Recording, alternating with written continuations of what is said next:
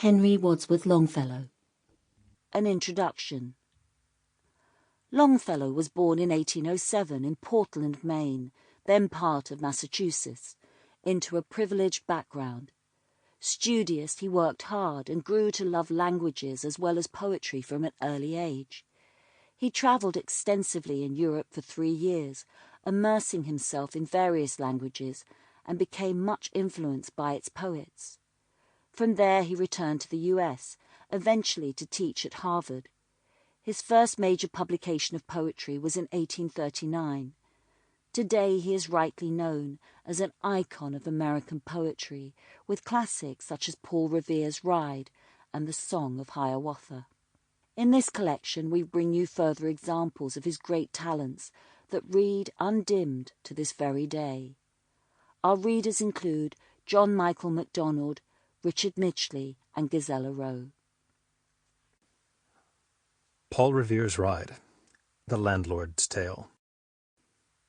Listen, my children, and you shall hear of the midnight ride of Paul Revere. On the 18th of April in 75, hardly a man is now alive who remembers that famous day and year. He said to his friend, if the British march by land or sea from the town tonight, hang a lantern aloft in the belfry arch of the North Church Tower as a signal light.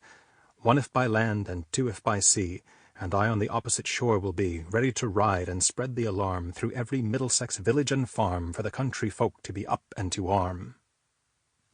Then he said good night, and with muffled oar silently rowed to the Charlestown shore, just as the moon rose over the bay, where swinging wide at her moorings lay the Somerset, British man-of-war, a phantom ship with each mast and spar across the moon like a prison bar, and a huge black hulk that was magnified by its own reflection in the tide.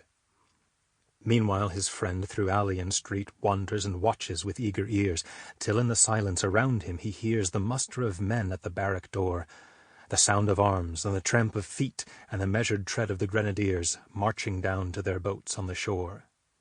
Then he climbed the tower of the old North Church by the wooden stairs with stealthy tread to the belfried chamber overhead, and startled some pigeons from their perch on the sombre rafters that round him made masses and moving shapes of shade, by the trembling ladder, steep and tall, to the highest window in the wall, where he paused to listen and look down a moment on the roofs of the town, and the moonlight flowing over all.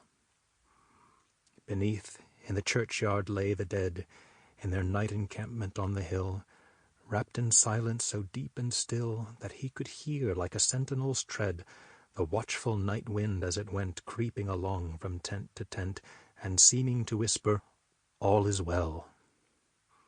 A moment only he feels the spell of the place and the hour, and the secret dread of the lonely belfry and the dead.